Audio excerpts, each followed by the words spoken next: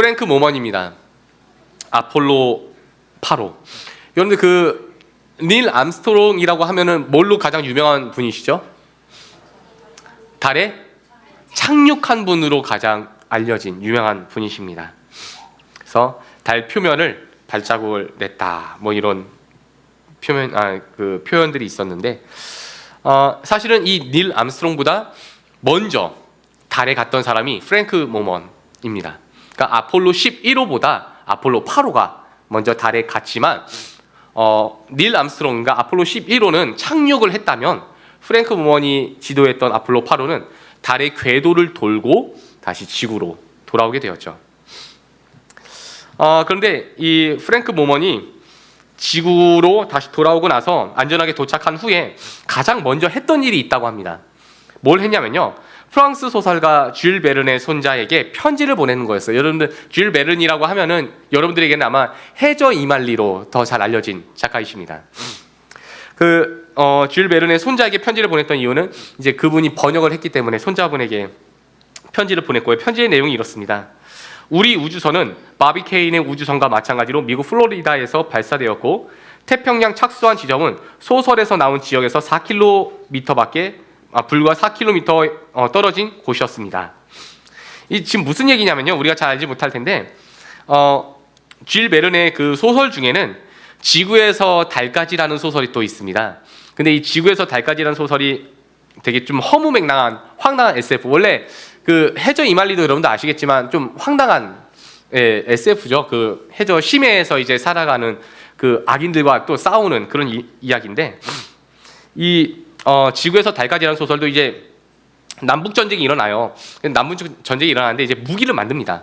무기를 만들어서 이 무기가 근데 어마어마하게 강력한 무기가 만들어져 갖고 이 대포를 쏘는데 그 주인공이 바비 케인이에요. 그래서 대포를 붙잡고 포탄에 타고 날아가서 이제 뭐 달까지 날아가는, 그래서 지구에서 달까지라는 굉장히 허무맹랑한 소설이었는데, 그 책에서도 그 포탄을 발사했던 지점이 미국 플로리다였습니다. 근데 실제로 아폴로 8호가 출발한 그 지역이 또 미국 플로리다였고요. 또 이제 그 줄 베른의 주인공, 소설 주인공 바비 케인이 다시 지구로 이착륙했던 곳이 태평양 근교였는데, 역시 실제로 아폴로 8호가 착륙한 곳도 태평양 근교였다고 합니다. 그래서 그 이야기를 지금 써서 이제 프랭크 모먼이 줄 베른의 손자에게 보내준 겁니다. 이게 무슨 얘기냐면, 여러분들, 내가 지금 이 우주선의 꿈을 꿀 수 있었던 것은 당신 할아버지의 소설이 있었기 때문입니다 라는 뜻이에요. 굉장히 허무맹랑하고 황당무계한 이야기인데, 그것이 꿈이었고 그 꿈이 이루어진 거예요. 여러분들, 원래 꿈이라는 게 여러분들 굉장히 허무맹랑하고 작은 것 아닐까요? 우리 아이들도 그림을 그려요. 근데 그림을 그릴 때마다 쫄라맨을 그려요. 쫄라맨을 그려놓고선 막 이렇게 뼈다귀 인간들인데 다 뭐 주인공 이름도 있고 뭐가 캐릭터도 있고 뭐 다 스토리가 있고 그래요. 그래놓고선 나중에는 뭐 이제 뭐 만화가도 꿈꾸고 소설가도 꿈꾸고 아티스트도 꿈꾸고 뭐 그런 거 아닐까요? 저도 지금 그림 그리는 실력이 많이 떨어진 것 같은데, 어렸을 때 만화를 굉장히 많이 그렸었거든요. 그러면서 막 꿈을 키워왔었어요. 나는 만화가 돼야지. 그때 저의 꿈은 드래곤볼 같은 지금 뭐 우리 남성들도 아시겠지만 드래곤볼 같은 그런 만화를 한번 만들어 보는 거. 어쨌든 꿈이라는 것 굉장히 우스꽝스럽지만 그것이 꿈이 되어졌을 때 한 사람에겐 또 그것이 힘이 되어지기도 합니다.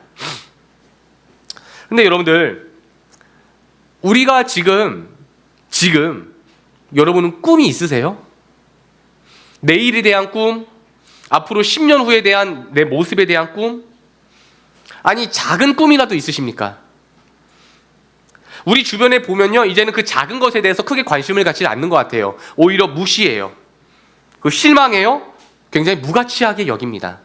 야, 그거 현실적으로 불가능해, 뭐 이런 얘기나 해요. 아니, 우리가 언제부터 그렇게 이성적이고 철학자가 되고 과학자가 됐는지 잘 모르겠는데, 언제부턴가 과학적인 걸 따지고 논리적인 걸 따지고 이해, 이성, 설득, 무슨 어법 막 이런 걸 따져요. 어느 날부터인지 모르겠는데 우리에게 그래서 꿈이 사라지고 있어요. 그냥 그 꿈을 꾸는 사람들은 늘 실패한 사람들이고 상처 있는 사람들이고 작은 사람들. 저는 여러분들 오늘날 우리 어린이들과 청소년들 또는 청년들이 미안한 얘기인데 되게 불쌍해요. 이 나라에서. 꿈이 없잖아요. 그러니까 우리 어른들이 자꾸만 이 아이들의 꿈, 우리 학생들의 꿈을 짓밟는 것 같아요. 야, 그거 해갖고 뭐 어떻게 산다고 그래? 이렇게 짓밟아요. 사실 저도 이제 뭐 갓 어른 되어 가고 있지만 뭘 안다고. 아니 그 아이가 정말로 그 꿈대로 잘 자라서 뭐가 될지 우리가 뭘 알아요? 내 일도 모르는데 꿈을 잃어버리고 있어요. 오늘 이 이사야 11장 본문의 말씀이 꿈을 잃어버린 국가에 대한 이야기입니다. 꿈을 잃어버린 국가. 그러니까 국민의 한 사람이 아니라 국가 전체가 꿈을 잃어버렸어요. 상황이 어땠습니까? 이사야 5장 8절을 보시면요. 화했을진저 화했을진저 화했을진저. 선지서 문학적으로 표현할 때 화신탁이라고 부릅니다. 신탁 중에는 구원신탁, 또 심판신탁, 그리고 저주신탁이라는 게 있는데요. 그 중에 화있을진저라는 것들이 저주신탁에 속합니다. 근데 5장 8절 이하의 내용들을 보면은 당시 예루살렘의 그 비참한 모습들이 기록되어 있어요. 어땠냐면요. 부동산 축제가 이루어집니다. 원래 여러분들 한 가정에 하나, 집 하나가 하나님 바라시는 거예요. 그래서 우리 예수님도 내가 지금 아버지 나라에 가서 뭘 준비하겠다고 약속해 주십니까? 너희 위한 집을 준비할게라고 약속하세요. 이것이 얼마나 큰, 이 세대의 사람들에게 얼마나 큰 소망이었는지 몰라요. 그냥 아이들 끌어안고 밖에서 잠자야 하는 상황일 테니까요. 왜 그래야 했을까요? 기득권자들이, 부유층 사람들이 집을 한 채만 있는 것이 아니라 4채, 5채, 10채, 수십 채를 가지고 있는 거예요. 나는 10만 원 주고 집을 샀는데 세입자들에겐 100만 원을 받고 있는 거예요. 이런 부동산 투기가 오늘날 이 대한민국에서만 이루어지는 것이 아니라 굉장히 우습지만 고대 사회 예루살렘에서도 이미 이루어지고 있었습니다. 그러니까 인간의 악함과 본성이 부동산에 나타나고 있다고요, 여러분들. 그 악함과 본성은요, 시대가 지나도 변하지는 않습니다. 또 어떤 일이 있습니까? 여러분들 금요일을 요즘 2글자로 줄여서 뭐라고 불러요? 불금을 원래 뭐죠? 그게 완성된 말이? 원래 말이? 불타는 금요일이잖아요. 그러니까 뭘로 불태우는 거예요? 다 술 마시자 이거잖아요. 강남 어기나 뭐 서울 어디를 가도 밤부터 낮까지 술 마시는 청년들을 쉽게 볼 수가 있습니다. 놀랍게도 이사야 5장 이하에 화했을진저에 그 내용이 담겨 있어요. 백주대나까지 그 야밤에 술에 취해서 그 쾌락에 취해 있는 젊은 세대들이 보여집니다. 더 나아가서 거짓이 판을 치고 재판에서는 더 이상 정의를 찾아볼 수 없다고 말씀하세요. 이로 인해서 고통당하고 착취당하는 사회적인 약자들이 울부짖고 있습니다. 어때요, 여러분들? 이게 정말로 예루살렘 이야기 같게만은 들리지 않죠. 정말 우리나라 같이 들리기도 합니다. 그래서 여러분들, 성경이 성경될 수 있는 것은요, 인간의 죄성이 변함없기 때문에 성경의 구원도 변함이 없는 거예요. 예루살렘이 꿈을 잃어버렸습니다. 세상이 타락했기 때문입니다. 하나님이 그 꼴을 더 이상 참지 못하고 진노하시고요, 바벨론을 통해 예루살렘 심판하려 하십니다. 저는 그래서 이 말씀이 굉장히 좀 두렵기도 해요. 왜냐하면 너무 똑같은 경로를 지금 우리나라가 겪고 있는데 하나님의 진노에 대한, 징계에 대한 방법이 똑같다고 생각했을 땐 전쟁밖에 없잖아요. 너무 무서운 거예요, 그런 이야기들이. 그렇다면 이사야 선지자는 과연 이러한 와중에 어떤 꿈을 꾸고 있었던 것일까? 우리 1절의 말씀 한번 보겠습니다. 1절을 읽어볼게요. 시작.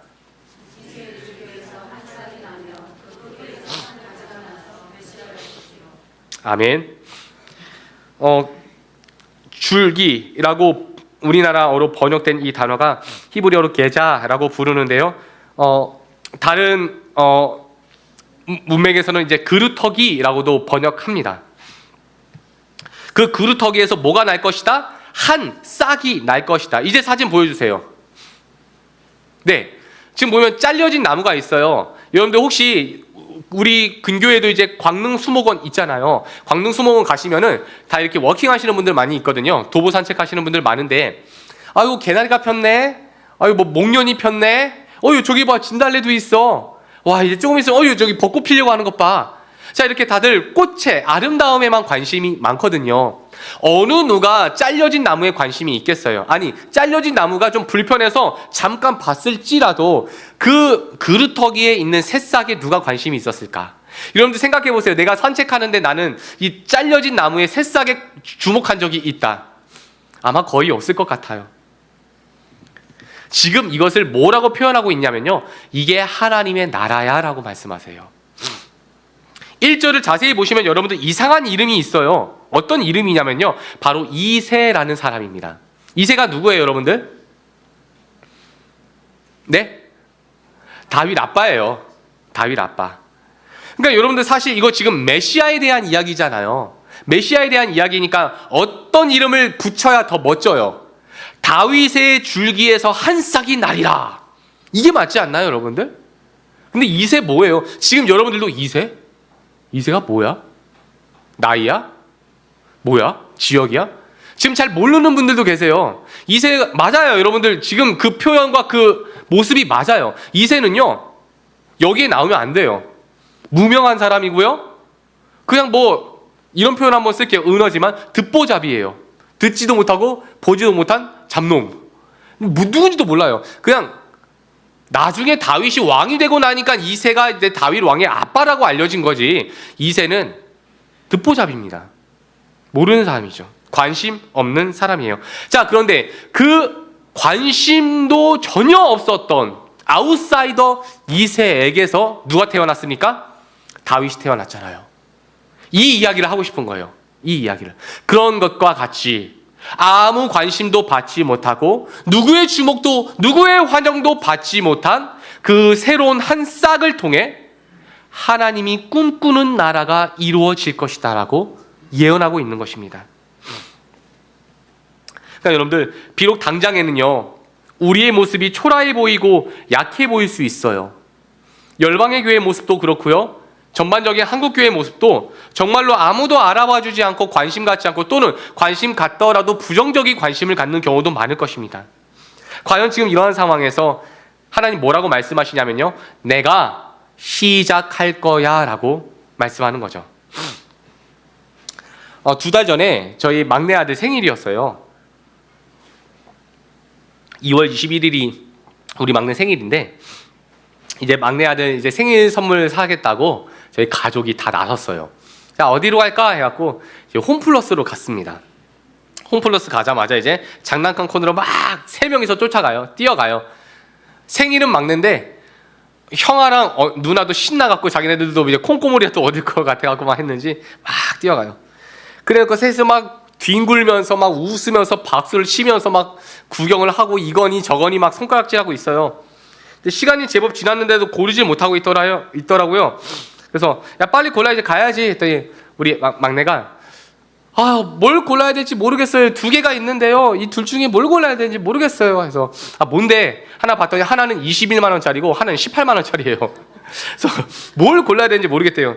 나야말로 네가 뭘 고르려고 하는지를 모르겠다. 근데 아빠 마음은 어때요, 여러분들? 아빠들은 다 아시죠? 어떤 마음인지. 카드를 긁어서라도 아들 생일에 기살려주고 싶은 마음이 있잖아요, 아빠들은. 그래서 카드를 계속 만지작 했어요. 한도가 얼마 남았더라? 만지작 하는데, 그 모든 상황을 정리하는 단 한 분의 인물, 누구죠? 엄마, 위대하신 엄마가 너 뭐해? 이걸 골라야 될지 저걸 골라야 될지 모르겠어요. 가격표를 딱 보더니 한 번에 끝내버렸어요. 야, 5만 원 이하로 해. 그래서 시무룩한 표정으로 지금 있어요. 갖고 놀지도 않아요. 장난감 하나를 들고 와요. 근데 제 마음이 안 좋은 거예요. 아빠 마음이 그렇잖아요. 아빠 마음이 왜 그러냐면은 본인들도 어렸을 때 그 꼴을 당했거든요. 그래서 내가 당하는 것 같은 거예요, 그 꼴이. 마음이 너무 안 좋아요. 애가 벌써 본인이 원치 않는 걸 잡았잖아요. 그래서 지민한테 그때 뭐라고 얘기했냐면, 제가 지민아, 괜찮아. 삼촌 있잖아. 삼촌 돈 많거든. 삼촌 좀 있으면 온대. 삼촌한테 사달라 해. 근데 활짝 펴요. 제가 할 수 있는 일이라곤 지민이에게 꿈을 주는 일이었어요. 그리고 그 꿈이 이루어졌습니다. 네. 근데 만약에 그런 꿈도 없었다면 그런 꿈도 없었다면 이 아이의 생일이 어땠겠냐고요. 그냥 난 원치도 않는, 그냥 뭐 어쩔 수 없는 선택을 했던 그러한 기억으로 남지 않았을까. 꿈조차 없었다면. 여러분들, 원래 꿈이라는 건 갖지 못한 사람이 꾸는 거고, 약한 사람이 꾸는 거고, 할 줄 모르는 사람들이 꿈꾸는 거 아닙니까? 돈을 다 가져갔고 할 줄 아는 게 너무 많은데 그런 사람들이 꿈을 꿔요? 그렇지 않다니까요. 내가 지금 할 수 없고, 내가 지금 될 수 없고, 내가 지금 가질 수 없기 때문에 꿈을 꾸는 거 아니겠냐고요. 근데 여러분들, 이거를 지금 현대사회는 뭐라고 자꾸 비판하냐면, 야, 그거 현실성 없잖아. 아니, 언제부터 꿈이 그렇게 현실성이 있었냐고요. 에디슨이 닭 알을 품는 게 현실성이 있습니까? 깨지지? 언제부터 그렇게 현실성을 따졌냐고요. 아니, 그래요, 세상 사람들은 다 그렇게 산다 치고 그리스도인은 그러면 안 되죠. 우리 이따 또 말씀 보시겠지만 요엘 2장에서 뭐라 말씀하십니까? 주님의 성령이 임하시면 너희 노인들이 뭘 하리라? 꿈을 꾸리라. 꿈을 갖는 저와 여러분이 되기를 축원합니다. 만약에 제가 생각을 해봤는데, 그때 만약에 막 한도가 막 1,000만 원짜리 카드가 있어갖고 우리 아이를 위해서 21만 원짜리 장난감을 사줘 버려요. 그러면은 우리 지민이는 그때는 즐거웠겠지만 또 기다림의 미학이 없었을 것 같아요. 어떤 꿈을 꾸진 않았을 것 같아요. 마치 어찌 보면 또 역설적이지만 지금 오늘날 우리는 너무 많이 가졌고 너무 많이 누리고 있기 때문에 그 꿈조차 꿈을 갖지 않는 것은 아닐까, 그런 생각도 해봅니다. 우리 2절 말씀 한번 보실게요. 2절입니다. 시작.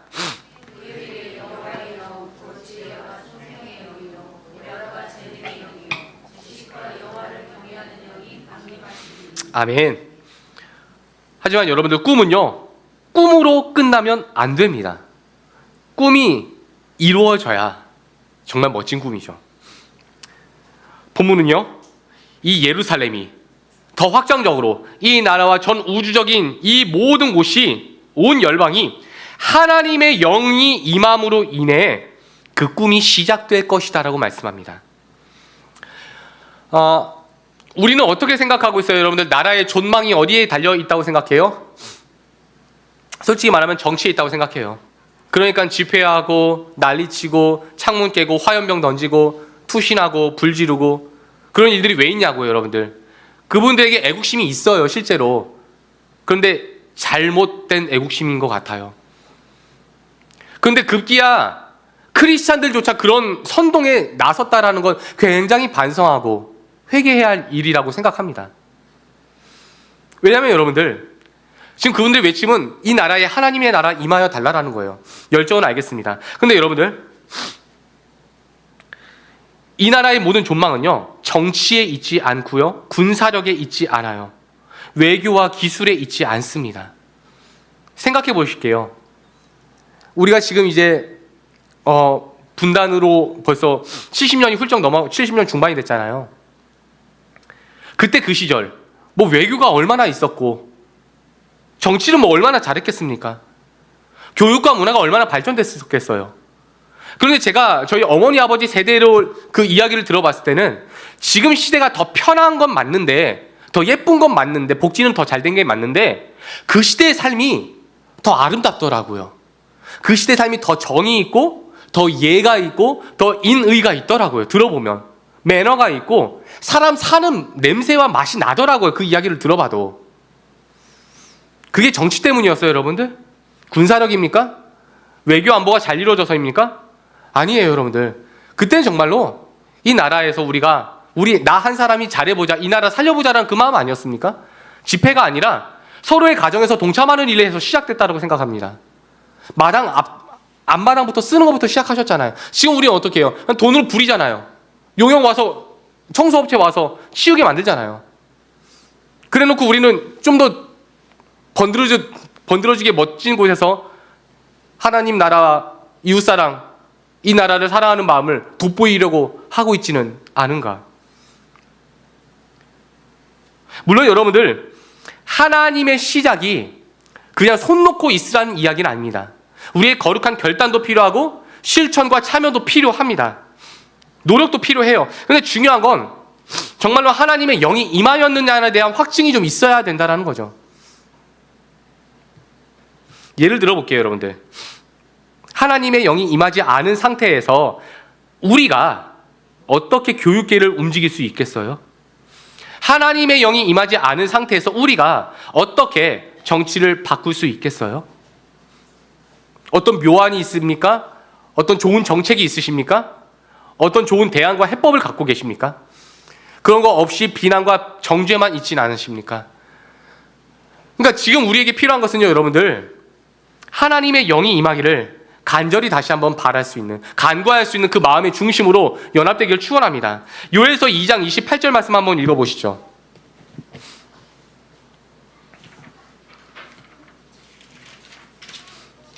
요엘서 2장, 아까 제가 말씀드렸던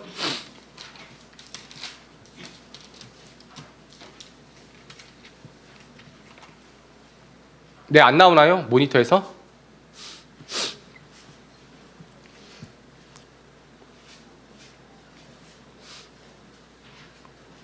네, 함께 읽어주세요. 시작. 시작. 28절이요.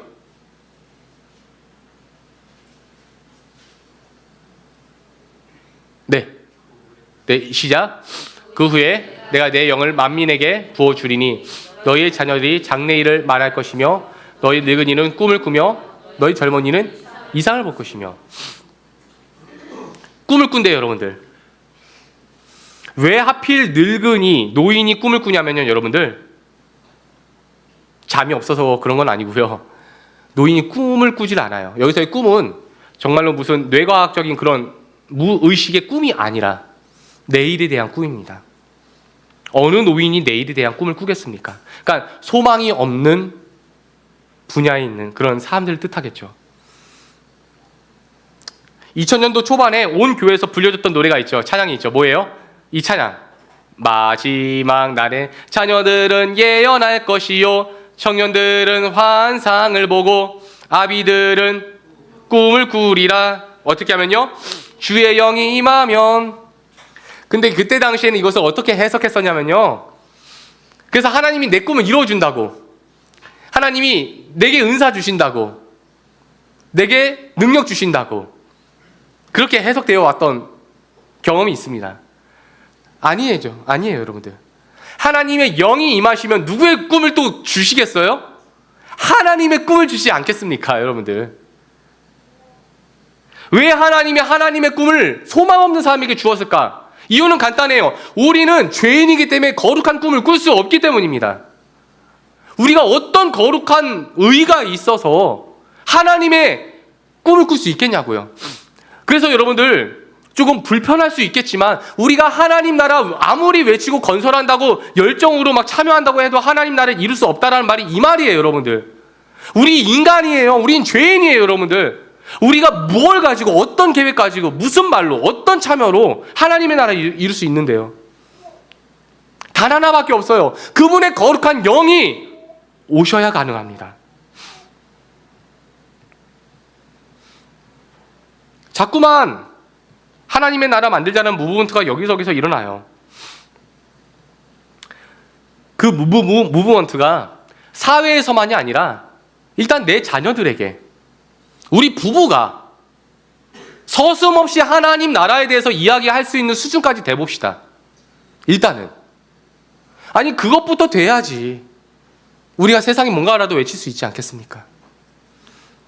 3절에서 5절 말씀 보겠습니다. 이사야 11장 3절에서 5절입니다. 시작.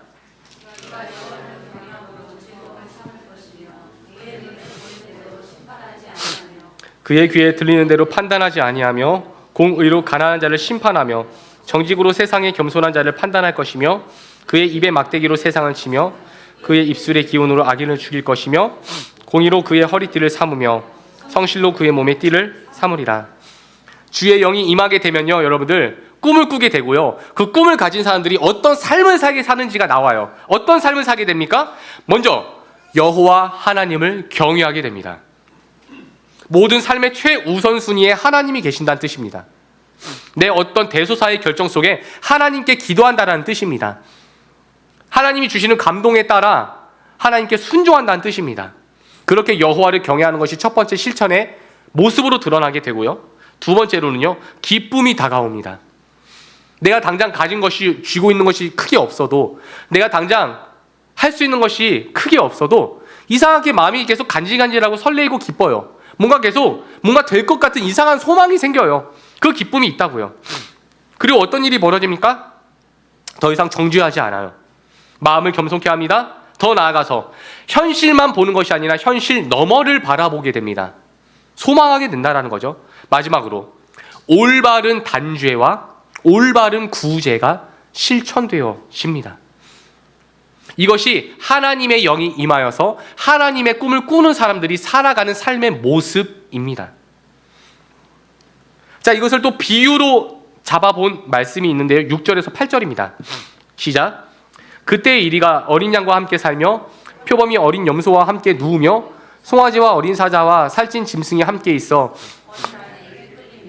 암소와 곰이 함께 먹으며 그것들의 새끼가 함께 엎드리며 사자가 소처럼 풀을 먹을 것이며 젖 먹는 아이가 독사의 구멍에서 장난하며 젖된 어린 아이가 독사의 굴에 손을 넣을 것이라. 아멘. 여러분들, 이게 사실 평화의 모습이라고 해서 지금 이사야가 디민 꿈인데 좀 이상해요. 아니, 좀 어울리지 않죠.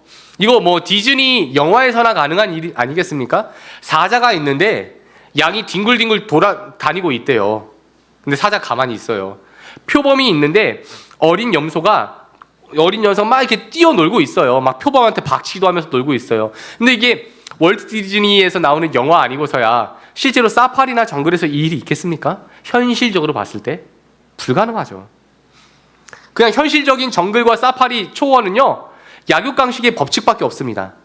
그리고 인간이 사는 세상도 마찬가지고요. 그럼 여러분들, 지금 이 모습만 봤을 때는 어떻게 해야 평화가 있냐면요, 사실 표범이 다 죽어야 돼요. 사자가 싹 다 멸종해야 되고 독사가 씨가 말라야 돼요. 그래야 평화가 찾아올 것 같아요. 우리가 생각하는 평화의 수준은 여기까지인 것 같아요, 사실은. 그래서 계속 수많은 사람들이 어떤 이야기만 얘기해요. 저거 처단해라, 저거 사형해라, 저거 죽여라, 저거 끌어내라, 저거 집어 쳐놔라. 이런 얘기 왜 하냐고요. 그러니까 그 사자 같은, 그 이리 같은, 그 표범 같은, 그 여우 같은 작자들이 다 그냥 깜빵에 가고 감옥 가고 이러면은 좀 이 세상이 평화로워지지 않겠냐, 이 얘기 아닙니까, 사실은? 맞잖아요. 그게 지금 우리나라가 담고 있는 현실이에요. 그럼 여러분들, 이 이야기는 어떻게 받아들여야 돼요? 우리 그리스도인인데, 우리가 이 땅에서 사는 대한민국인이지만 더 나아가서 우리 그리스도인 아닙니까?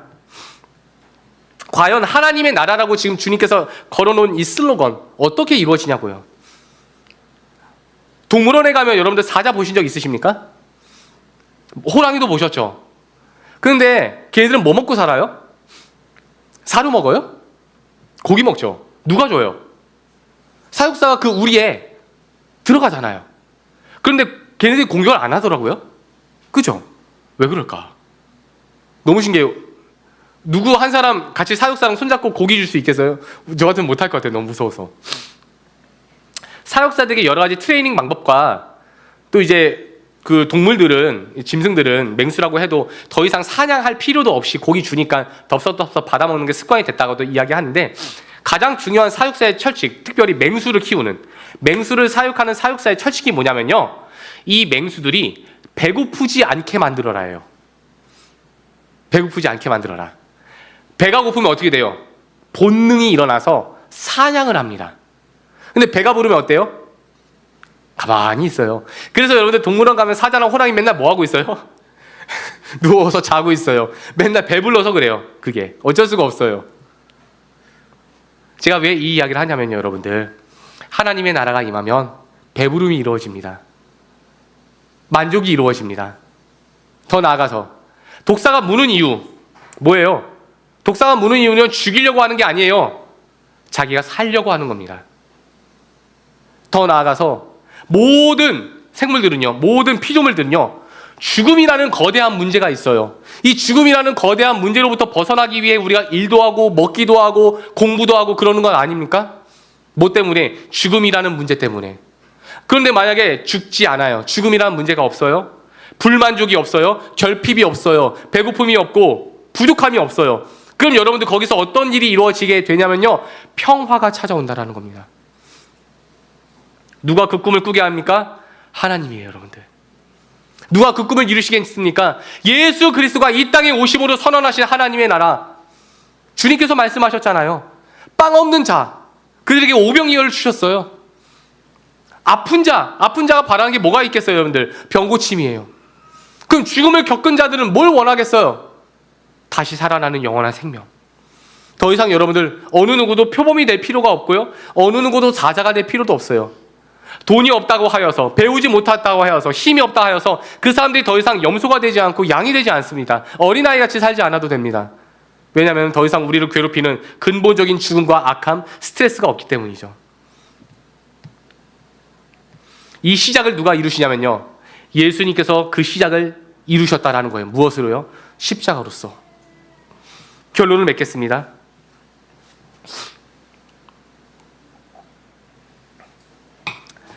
사랑하는 성도님들, 아까도 말씀드렸지만 하나님의 나라를 만들어보자, 또는 이 우리 가정을 작은 천국으로 만들어보자. 슬로건 너무 좋은 슬로건이 맞습니다. 부정하지 않아요. 저희들도 그렇게 가르치고 있으니까. 근데 여러분들, 그 좋은 슬로건들보다 더 좋은 슬로건이 있어요. 그게 뭐냐면요, 이미 우리 안에 임한 하나님의 나라를 누려보자예요. 느껴지세요, 여러분들은? 여러분들의 가슴에서, 여러분들의 삶의 터전에서 그 하나님의 나라의 기쁨과 영광, 그 하나님의 나라가 주는 만족과 평안이 느껴지십니까? 아마 대부분의 교우분들께서 아니라고 하실 것 같아요. 그 이유도 저는 알 것 같습니다. 다시 그 새싹 사진 좀 한번 보여주시겠어요? 여러분들, 지금 제가 이걸 확대해갖고 잘 보이는 것 뿐이에요. 확대해서. 실제 현실에서는 이 새싹 눈에 보일 일이 없습니다.